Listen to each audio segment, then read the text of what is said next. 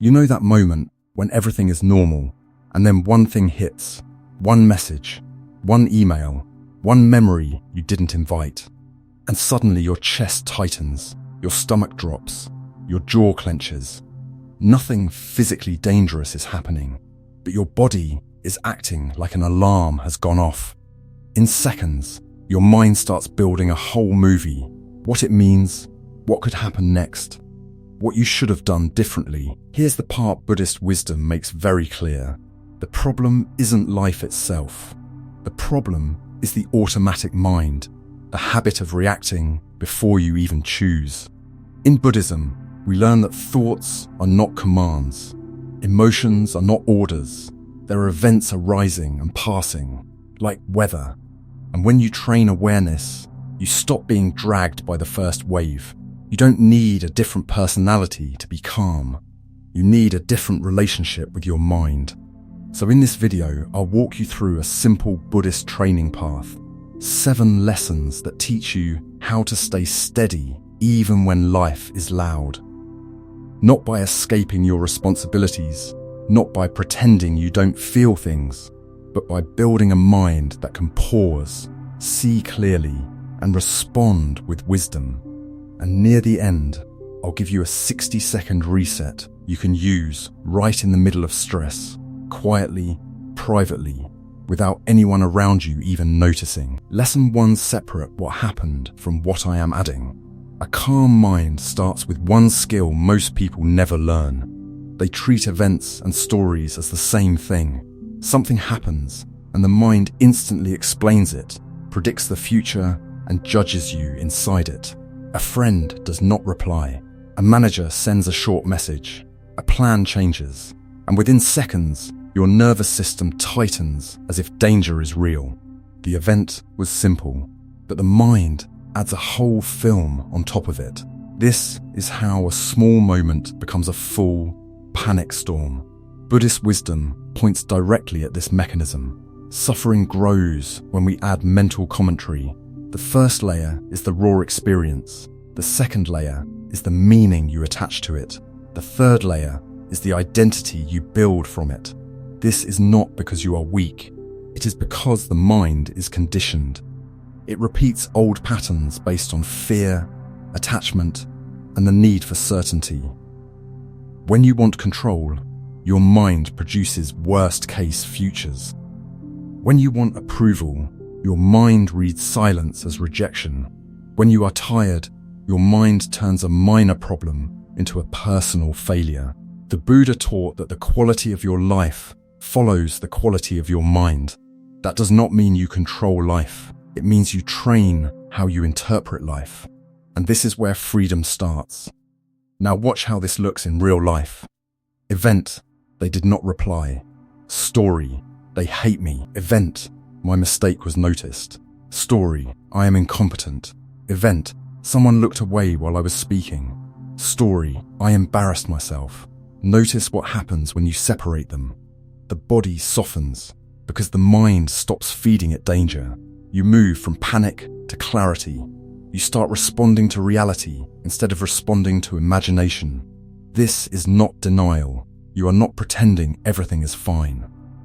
You are refusing to suffer twice, once from the event and again from the story. Micro practice for 10 seconds. Pause. Breathe once. Then say quietly, event then story. Name the event in plain facts. Name the story your mind is adding. Then add one final line that returns you to wisdom. This is a story, not a certainty. In Buddhism, this is the beginning of mindfulness. You are no longer inside the thought. You are the awareness that can see it. And when you can see it, you can choose peace. Lesson 2: return to the body before you argue with the mind. When stress hits, most people go straight to the mind. They analyze, debate, bargain, predict, and try to outthink their way to safety. But thinking is gasoline during stress. The more you try to solve the feeling with more thought, the more tangled the mind becomes. You replay conversations. You imagine scenarios. You search for certainty in a world that never offers it. This is why anxiety feels endless. The mind is trying to put out fire with fire. Buddhist training takes the opposite approach. It teaches that awareness begins with direct experience, not mental debate. Direct experience means what is actually happening in the body right now. Tight chest, warm hands, stomach fluttering, jaw clenched, shoulders raised. These sensations are real. The stories about them are optional. When you return to the body, you leave the fantasy world the mind is building and come back to the only place where calm is possible, the present moment. This is not spiritual poetry. It is neuroscience and Buddhist practice working together. The mind creates imagined futures. The body only knows now. When you feel your feet on the ground, your attention drops out of projection and returns to reality. When you feel breath moving in and out, the nervous system lowers its threat response. When you feel the weight of your hands, the mind stops spinning and begins to settle. In monasteries, this is how monks learn to anchor awareness. Not by thinking, but by sensing. You do not need cushions or incense to practice this. You can do it in a car, in a meeting, in the supermarket, or during an argument. The body is always available, which is why it is the doorway back to calm. Every time you come back to sensation, you train yourself to respond instead of react. You stop fighting the mind and start guiding it. Micro practice for 20 seconds. This is called the 3-point scan. Slowly feel your feet, then your hands, then your breath. Do not judge or fix anything. Just feel. Stress loses power when you stop arguing with thoughts and start inhabiting the body again. This is how Buddhism teaches peace, not through more thinking, but through more awareness. Lesson 3. Stop demanding certainty. Anxiety is not only fear, it is the mind demanding guarantees about a world that never offers them. When the mind cannot predict what will happen, it fills the space with imagined danger. What if they leave? What if I fail? What if this ends badly? The mind treats uncertainty as a threat, so it tries to solve it with scenarios and forecasts. But uncertainty is not a puzzle you can complete. It is a condition of being alive. The more you demand certainty, the more anxious you feel, because you are asking life for something it cannot give. Buddhist philosophy does not try to eliminate uncertainty. It trains you to relate to it differently. The Buddha taught that everything is conditioned and impermanent. Circumstances shift. Opportunities appear and disappear. Emotions rise and fade. People change. Weather changes. Economies change. Your own preferences change. When you look closely, certainty is the illusion, and change is the rule. Peace comes not from controlling change, but from walking with it. A mind that accepts uncertainty stops panicking in the face of possibility. It learns how to adapt instead of cling. In modern life, this becomes clear everywhere. Waiting for medical results, waiting for a message, waiting for a job decision, waiting for clarity in a relationship. The suffering is not only the situation itself, it is the insistence that you know the outcome right now. The mind believes that certainty will protect you, but even when you get answers, the mind quickly finds another question to fear. The problem is not the unknown. The problem is the refusal to live inside it. Buddhist training shifts the focus from outcome to action, from control to wisdom. Instead of asking what will happen, you ask what is needed now. You stop trying to predict the future and start participating in the present. This is a quieter form of strength. It is not passive, it is precise. A mind that learns to stay steady inside uncertainty becomes extremely resilient because it is no longer disturbed by every question it cannot answer. Micro practice for one line. Say softly, I can't control the future, but I can control my next action. This removes the mind from fantasy and returns it to agency. And agency is where peace begins. Lesson 4. Loosen attachment, hold life like sand, not like a fist. Suffering often does not come from what we want, but from how tightly we insist on getting it. When we cling to outcomes, people, timelines, or identities, the mind becomes tense and defensive. It tries to force life to cooperate, and when life moves differently, the body tightens, the breath shortens, and frustration rises. You can see this everywhere. Needing a conversation to go a certain way, needing a plan to unfold perfectly, needing others to validate us, needing to never be misunderstood. The tighter the grip, the more fragile the peace. It is like holding sand in a closed fist. The more you squeeze, the faster it slips through your fingers. Buddhist philosophy explains this through attachment, the habit of confusing desire with possession, and impermanence with control. Attachment is not simply liking something. You can like comfort, success, love, or stability without clinging to them. Attachment begins when you believe these experiences must stay exactly the way you want. Buddhism teaches that this demand for permanence in an impermanent world is what creates suffering. When you stop fighting the changing nature of life, the mind softens.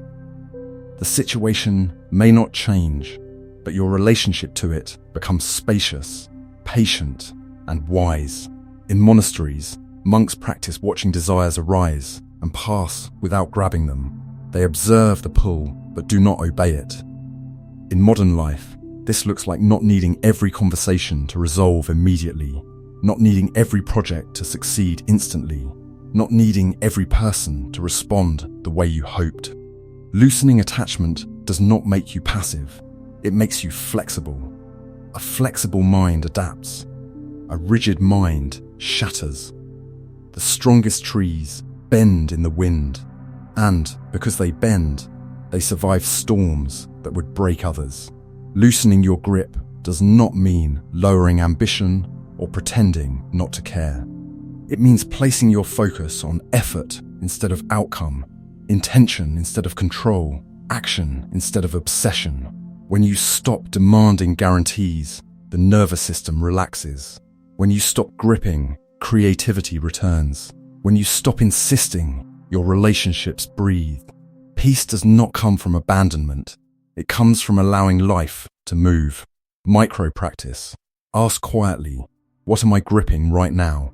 Then choose one small release. Lower the expectation. Delay the reaction. Simplify the plan. Every release softens the mind. And a soft mind is not weak. It is free. Lesson 5. Practice pause, choose, the gap is your power. Many of the moments we regret in life were not caused by the situation itself, but by how quickly we reacted inside it. Someone says something disrespectful, and before you even think, your ego jumps to defend itself. A plan collapses, and you immediately spiral into frustration. A disappointment arrives, and without pausing, you attack yourself with criticism. Modern life trains us to react at high speed, as if every moment is an emergency that must be solved instantly. But reaction is not intelligence, it is habit, and habits built on fear rarely lead to wisdom. Buddhism offers a different model for strength. One of the most powerful forms of freedom in Buddhist philosophy is the ability to choose your response. Not after thinking for hours, but in the small gap that exists between what triggers you and what you do next. The Buddha taught that the mind becomes free not when problems disappear, but when that gap widens. Inside that gap, you stop being a puppet of emotion and begin to act from awareness. This is the difference between living on automatic and living with agency. Look at your own life, and you will see this pattern clearly. Most arguments did not need to become as big as they did. Most misunderstandings did not need to turn into distance. Most harsh words were spoken not because they were true, but because you were triggered. In those moments, the trigger arrives first. A tone, a facial expression, a silence, a rejection, a change of plan. The reaction follows instantly: anger, defensiveness, avoidance, overthinking. When the gap is closed, emotion becomes the driver. When the gap opens, you become the driver. This practice is not about suppressing emotion. Buddhism does not ask you to pretend you are not hurt or angry. It asks you to build space so your next action does not come from confusion. In monasteries, monks learn to sit inside uncomfortable sensations without obeying them. They observe the heat of anger, the sharpness of fear, the ache of embarrassment. They let it move through the body before letting it define behavior. In modern life, we rarely give that space.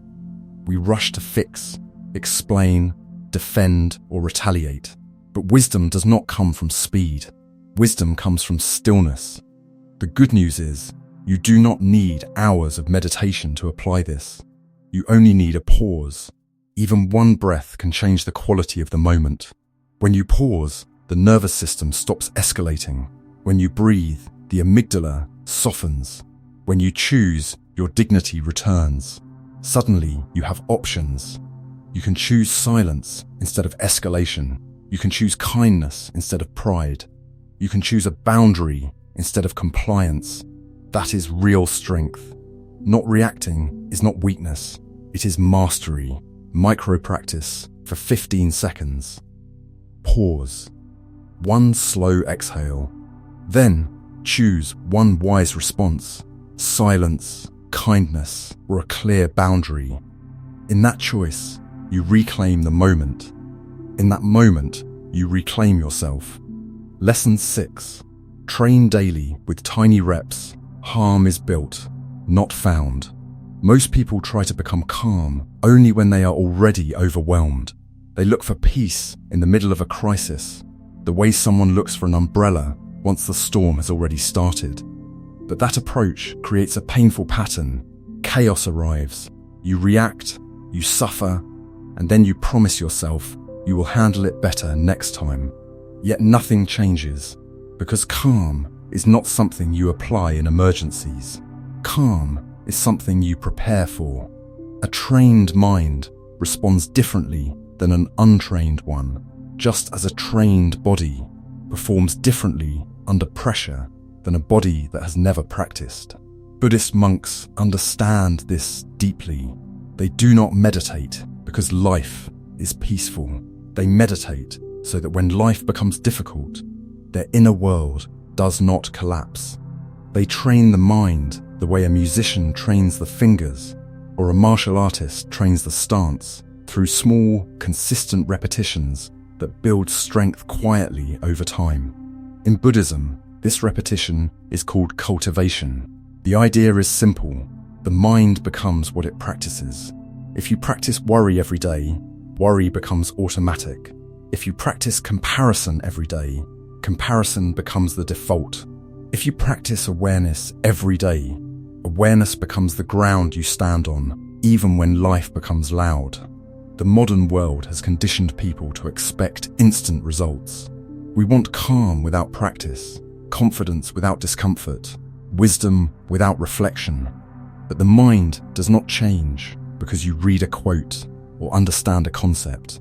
It changes because you rehearse a new way of relating to experience. This is why meditation is powerful, not as an escape, but as training. When you sit and watch the breath, you are doing something specific and profound. You are teaching the mind not to chase every impulse, not to obey every thought, and not to panic when things do not feel perfect. Every time the mind wanders, and you gently guide it back, you are laying a new neural pathway. The wandering is not failure. The return is the training. This skill transfers into daily life. When someone frustrates you, the mind will wander into anger. You return. When uncertainty arrives, the mind will wander into fear. You return. When comparison appears, the mind will wander into inadequacy. You return. Over time, returning becomes easier than spiraling. This is how calm becomes a trait rather than a temporary mood. It is built one small repetition at a time. In monasteries, 5 minutes a day is considered enough to begin reshaping mental patterns. The key is consistency, not duration. And you do not need silence, incense, or mountains. You can train in your bedroom, in your car before work, or sitting on the edge of your bed before sleep. What matters is the repetition. Just 5 minutes. Sit comfortably. Follow the breath as it enters and leaves. When the mind wanders, as it certainly will, notice it without frustration and gently return to the breath. That single act of returning is the push-up of the mind. Micro practice for daily training. 5 minutes of sitting and following the breath. Each time the mind wanders, gently return. Remember, the return is the training.